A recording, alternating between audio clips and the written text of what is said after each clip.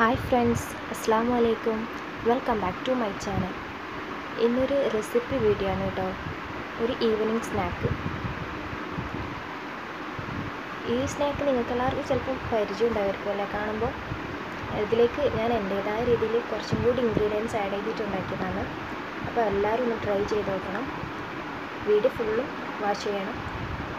പിന്നെ എൻ്റെ channel subscribe ചെയ്യാത്തവരുണ്ടെങ്കിൽ ഈ വീഡിയോയ്ക്ക് താഴെയുള്ള സബ്സ്ക്രൈബ് ബട്ടൺ ഒന്ന് ക്ലിക്ക് ചെയ്യണം. പിന്നെ കൂടെ കാണുന്ന ബെൽ ഐക്കണും കൂടി ക്ലിക്ക് ചെയ്താലും ഞാൻ അപ്ലോഡ് ചെയ്യുന്ന എല്ലാ വീഡിയോ നിങ്ങൾക്ക് നോട്ടിഫിക്കേഷനായിട്ട് ലഭിക്കുന്നതാണ്.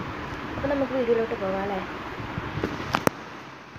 അപ്പോൾ നമ്മുടെ സ്നാക്കിന് ആവശ്യമുള്ള ഇൻഗ്രീഡിയൻസ് എന്തൊക്കെ വേണമെന്ന് നമുക്ക് നോക്കാം. ഇത് 3 സവാള എടുത്തിട്ടുണ്ട് ഞാൻ. 3 മീഡിയം സൈസ് സവാളയാണ്. ഇത് നന്നായിട്ട് ചെറുങ്ങനെ നേര് സൈസ് ആക്കിയിട്ട് അരിഞ്ഞു വെച്ചിട്ടുണ്ട്, കണ്ടില്ലേ. അപ്പം അത്, പിന്നെ കടലമാവ് 1 കപ്പ്. പിന്നെ ഇത് ബോൺലെസ് ചിക്കൻ ബോയിൽ ചെയ്ത് വെച്ചതാണ്. ബോയിൽ ചെയ്യുമ്പോൾ ഞാൻ അതിലേക്ക് മഞ്ഞൾപ്പൊടിയും ഉപ്പും ആഡ് ചെയ്തിട്ട് വെള്ളം കൂട്ടിയിട്ട് ബോയിൽ ചെയ്ത് വെച്ചതാണ്. അത് ഞാനൊന്ന് മിക്സിയിലൊന്ന് ജസ്റ്റ് ക്രഷ് ചെയ്തെടുത്തിട്ടുണ്ട്. കൈയോട് തൊല്ലിയിടുന്നതിനേക്കാളും നല്ലത് മിക്സിയിലൊന്ന് ക്രഷ് ചെയ്ത് അങ്ങനെ ചെയ്യുന്നതാണ്. അപ്പോൾ അങ്ങനെ അത് ചെയ്ത് വെച്ചിട്ടുണ്ട്. പിന്നെ ഇത് കറി ലീവ്സും അതുപോലെ തന്നെ മിക്സിയിൽ ക്രഷ് ചെയ്ത് വെച്ചതാണ്. അതിൻ്റെ എഫക്റ്റ് നല്ല വാങ്ങിൽ പിടിക്കാൻ വേണ്ടിയിട്ടാണ് അങ്ങനെ ചെയ്തത് കേട്ടോ. പിന്നെ ഇത് ഒരു ചെറിയ കഷ്ണം ഇഞ്ചി ചതച്ചത്. പിന്നെ പച്ചമുളക് 2 പച്ചമുളക് എടുത്തിട്ടുണ്ട്. നമുക്ക് പച്ചമുളക് എത്ര സ്പൈസി ആവണമെന്നുണ്ടോ അത്ര പച്ചമുളകിൻ്റെ എണ്ണം കൂട്ടാൻ നിങ്ങൾക്ക് നിങ്ങളിഷ്ടം. ഇത് മല്ലിയില കുറച്ച് എടുത്തിട്ടുണ്ട് ഞാൻ. പിന്നെ ഇത് ഗരം മസാല ഒരു 1/2 ടീസ്പൂൺ. ഇത് ജീരകം നിങ്ങളുടെ ഇഷ്ടത്തിന് കേട്ടോ. കുറച്ച് ഒരു 1/2 ടീസ്പൂണോ നിങ്ങൾക്ക് ഇഷ്ടം അത്ര മതി, നിങ്ങളെ താല്പര്യം അനുസരിച്ചിട്ട് അത്. അപ്പോൾ ഇതെല്ലാം കൂടി ഒരു ബൗളിലിട്ട് ഞാൻ മിക്സ് ചെയ്യാൻ പോവാണ്.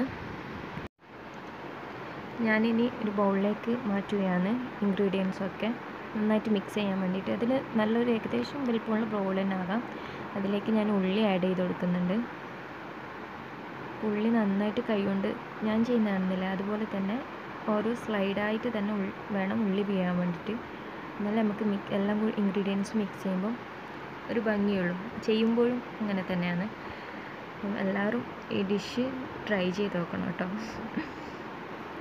ഉള്ളി നന്നായിട്ട് ഓരോ സ്ലൈഡാക്കിയിട്ട് തന്നെ എടുക്കണം.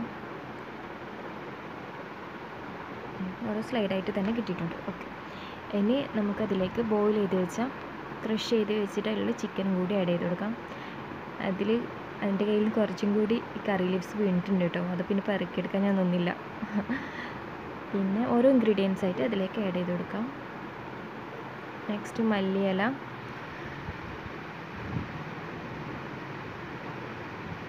കൂടി ആഡ് ചെയ്ത് കൊടുത്ത് അതിനുശേഷം പച്ചമുളക് നിങ്ങൾക്ക് ഇഷ്ടമുള്ള അത്ര ആഡ് ചെയ്യുക കേട്ടോ. എത്രത്തോളം സ്പൈസിയാണോ അത്ര. സ്പൈസി കുറവാണെങ്കിൽ കുറച്ച് മതി, ഒരു പച്ചമുളക് അങ്ങനെ എന്തെങ്കിലും മതി. പിന്നെ ചതച്ച് വെച്ച ഇഞ്ചി, പിന്നെ കറി ലീവ്സ് ക്രഷ് ചെയ്ത് വെച്ചില്ലേ, ആ കറി ലീവ്സും കൂടി ആഡ് ചെയ്ത് കൊടുക്കാം. പിന്നെ കുറച്ച് ഗരം മസാല 1/2 ടീസ്പൂൺ. പിന്നെ അതിലേക്ക് ജീരകം കൂടി ആഡ് ചെയ്ത് കൊടുക്കാം. നമുക്കിത് നന്നായിട്ട് മിക്സ് ചെയ്തെടുക്കണം.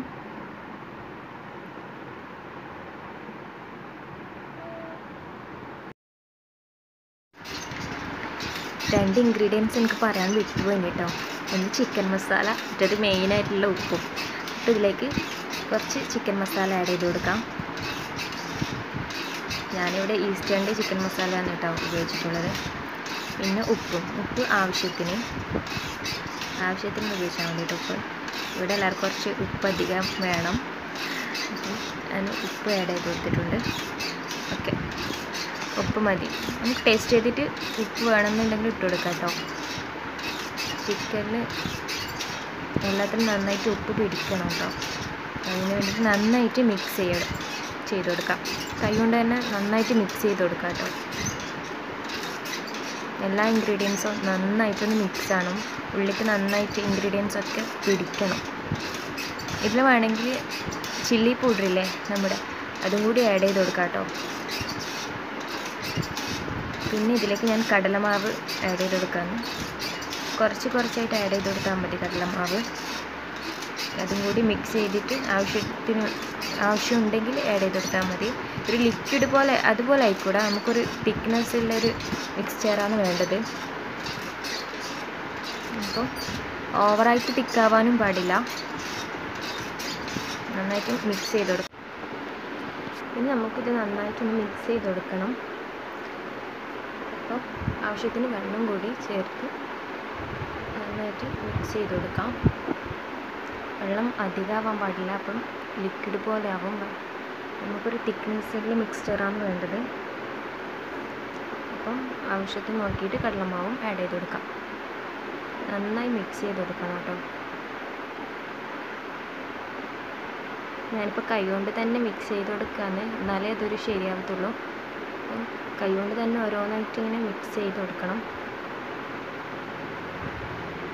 മാവ് നന്നായിട്ട് ആ മിക്സ്ചറിന് പിടിക്കണം. നന്നായിട്ടൊന്ന് മിക്സ് ചെയ്ത് കൊടുക്കാം. നമുക്കിത് എണ്ണയിലിട്ട് ഫ്രൈ എടുക്കേണ്ടതല്ലേ.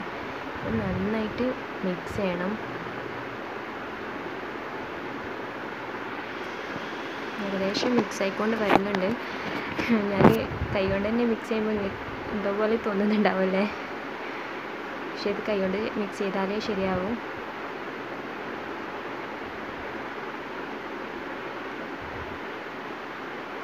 ഏകദേശം മിക്സായി വന്നിട്ടുണ്ട്. നോക്കി കണ്ടില്ലേ. ഇനി ഞാനിത് ഈ മിക്സ്ചറൊന്ന് ഫ്രൈ ചെയ്തെടുക്കുകയാണ് ചെയ്യുന്നത്. അതിന് വേണ്ടിയിട്ട് ഞാനൊരു നോൺ സ്റ്റിക്കിൻ്റെ പാന് സ്റ്റൗവിൽ വെച്ചിട്ടുണ്ട്. അപ്പോൾ പാനൊന്ന് നന്നായിട്ട് ചൂടാവണം കേട്ടോ.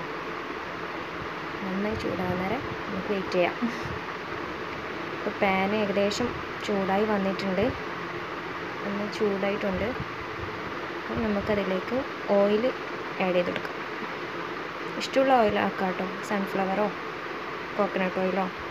നമുക്കിത് ഡീപ്പ് ഫ്രൈ ആണ് കേട്ടോ, അതുകൊണ്ട് അതിനാവശ്യത്തിനുള്ള ഓയിൽ ആഡ് ചെയ്ത് കൊടുക്കണം. ഓയിലൊന്ന് നന്നായിട്ട് ചൂടാവട്ടെ.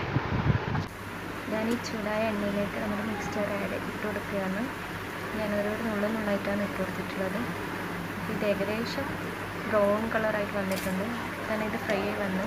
ഞാനിത് എണ്ണയിൽ നിന്ന് കോരിയെടുക്കുകയാണ്. നമുക്കിത് എണ്ണയിൽ നിന്ന് മാറ്റി വേറൊരു പാത്രത്തിലേക്ക് മാറ്റാം. എണ്ണ നന്നായിട്ട് ഊറ്റിയെടുക്കണം കേട്ടോ.